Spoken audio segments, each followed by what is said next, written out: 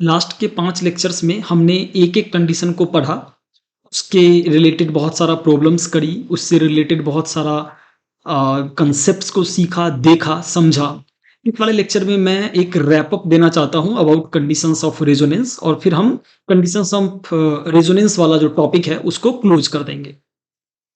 तो एक बार हम सारे जो भी रूल्स हैं हमारे उसको एक-एक करके गो थ्रू करते हैं और देखते हैं कि रूल्स क्या कहता था एक्चुअली और उसको हम कैसे माइंड मैप कर सकते हैं बेसिक रूप से। ठीक है, हम एक माइंड मैपिंग क्रिएट करने की कोशिश कर रहे हैं, रेडी करने की कोशिश कर रहे हैं कि हम दिमाग में इन सारे कंडीशंस को कैसे बैठाएंगे, रखेंगे। क्या कह रहा है? पहला कंडीशन कह रहा है multiple bonds must be present in conjugation to each other. ठीक है, तो हम बोलेंगे कि ठीक है यार, मल्टीपल बॉन्ड्स मतलब एक ऐसा बॉन्ड ले लिया हमने और ये बोल रहा है कि ये कंजुगेशन में होना चाहिए किसके साथ? एक अदर डबल बॉन्ड के साथ।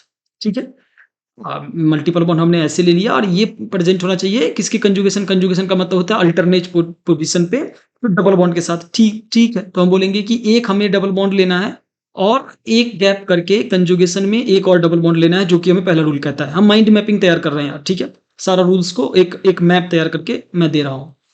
देखो, दूसरा क्या है?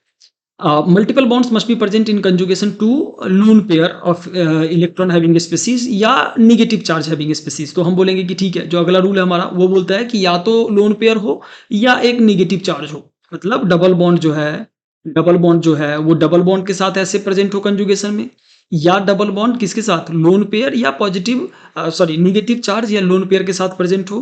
तीसरा रूल क्या कहता है? Multiple bonds must be present in conjugation with free radical. तो अगेन मल्टीपल बॉन्ड आ गया यहाँ पे।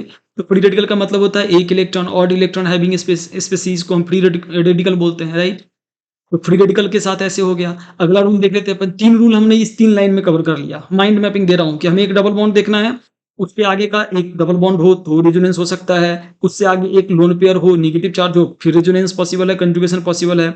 उसके आगे आगे वाले एटम के ऊपर अगर एक लोन पेयर हो, सॉरी अगर एक ऑड इलेक्ट्रॉन हैविंग स्पेसीज हो, तो यहाँ पे भी क्या होगा? फ्री रेडिकल हैविंग स्पेसीज हो तो यहाँ पे भी क्या होगा कि बेसिक रूप से रेजोनेंस जो है, कंजुगेशन जो है पॉसिबल है। जो फोर्थ रूल है multiple bonds, again multiple bonds.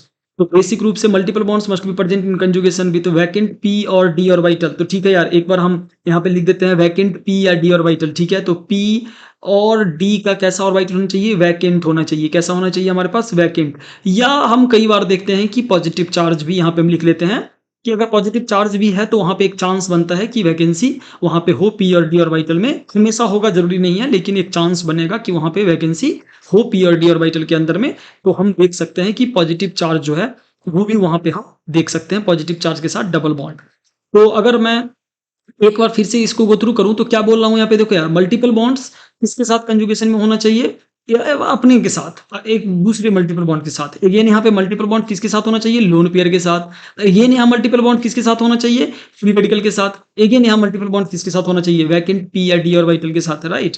तो बेसिक रूप से हमने देखा कि जो पहला 4 रूल है ना यार, जो पहला 4 रूल है ना, ये डेडिकेटेड है किसके लिए? मल्टीपल बॉन्ड्स के लिए। कि मल्टीपल बॉन्ड इसके साथ हो, मल्टीपल बॉन्ड लोन पेयर के साथ हो, मल्टीपल बॉन्ड फ्री रेडिकल के साथ हो, मल्टीपल बॉन्ड वैकेंट पी या डी ऑर्बिटल के साथ हो। लास्ट जो रूल है वो कहता है कि लोन पेयर जो है ना वो कंजुगेशन में हो किसके साथ? वैकेंट पी या डी ऑर्बिटल के साथ। तो वैकेंट पी या डी ऑर्बिटल के साथ, या फिर हम बोलेंगे यहाँ पे भी पॉजिटिव, हम यहाँ पे लिख सकते हैं वैकेंट पी या डी ऑर्बिटल या पॉजिटिव। अगर पॉजिटिव चार्ज हो वहां पे तो अगेन वहां चांस बनता है कि वहां पे वैकेंसी हो। लेकिन हमने जैसे लेक्चर्स में बताए थे कि वैकेंसी देखने के लिए पॉजिटिव चार्ज इनफ नहीं है। हमें क्या करना होगा? हम उसका कन्फिगरेशन लिख के और फिर हम देखते हैं कि पी और डी ऑर्बिटल के अंदर वैकेंसी है या नहीं। तो वो चीज भी यहाँ पे आपको चेक करना है हमेशा ही। तो अगर इन शॉर्ट अगर मैं ऐसा बोलूं तो सिंपल है कि 4 रूल है। मल्टीपल बॉन्ड्स मल्टीपल बॉन्ड के साथ, multiple bonds loan pair negative charge के साथ, मल्टीपल बॉन्ड फ्री रेडिकल के साथ, multiple bond vacant P D orbital के साथ, राइट। और एक ऑड आउट रूल है, वो है कि जो हमारा लोन पेयर है वो पी या डी वैकेंट ऑर्बिटल के साथ होना चाहिए। तो इन शॉर्ट अगर इसको याद रखना है क्या, तो यार इसको ध्यान में रखना ना उतना ज्यादा कठिन नहीं है जितना ये लाइंस को याद रखना। तो एक पिक्चर हमने बना दिया यहाँ पे आपके लिए।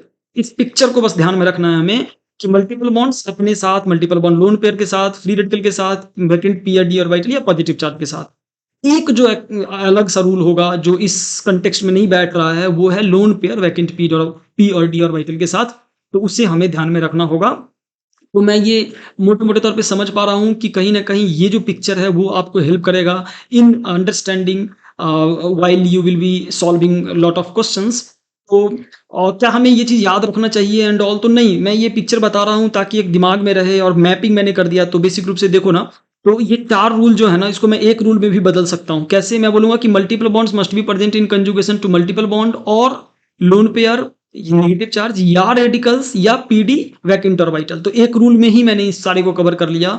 और जो दूसरा रूल होगा, हम बोलेंगे कि lone pair must be present in vacant P and D orbital. तो 2 रूल बस हुए हमारे पास। कितने रूल हुए? 2 रूल ही हमारे पास यहाँ पे हुए जब पिक्टोरियल इसको हमने रिप्रेजेंट किया। तो जब हमने लिखा था तो हमें बहुत सारे एग्जांपल्स लेने थे एंड ऑल, तो हमने थोड़ा सेग्रीगेट करके, सेपरेट करके चीज़ों को डिटेल में एक-एक करके देखा था। लेकिन जब हम याद करने की बात या समझने की बात, लॉन्ग रन में सोचने की बात करेंगे, तो केवल ये 2 रूल हम याद रखेंगे और आई थिंक कि we will be good with any example that we will be solving. ठीक है? तो ये चीज़ हमें क्यों ध्यान में रखना चाहिए? बिकॉज़ जब रेजोनेटिंग स्ट्रक्चर बनाएँगे ना, नेक्स्ट लेक्चर से हम शुरू करने वाले हैं रेजोनेटिंग स्ट्रक्चर ड्रॉ करना, वहाँ पे ये चीज़ बहुत हेल्पफुल होगा यार, कि हम देख के बोल देंगे कि हाँ, रेजोनेंस पॉसिबल है, हाँ, पॉसिबल है। और अगर रेजोनेंस पॉसिबल है तभी हम रेजोनेटिंग स्ट्रक्चर उसका बनाना शुरू करेंगे। उससे पहले रेजोनेटिंग स्ट्रक्चर पॉसिबल नहीं है उसमें। अगर वहाँ पे रेजोनेंस नहीं है तो रेजोनेटिंग स्ट्रक्चर्स कैसे आएगा? ठीक है?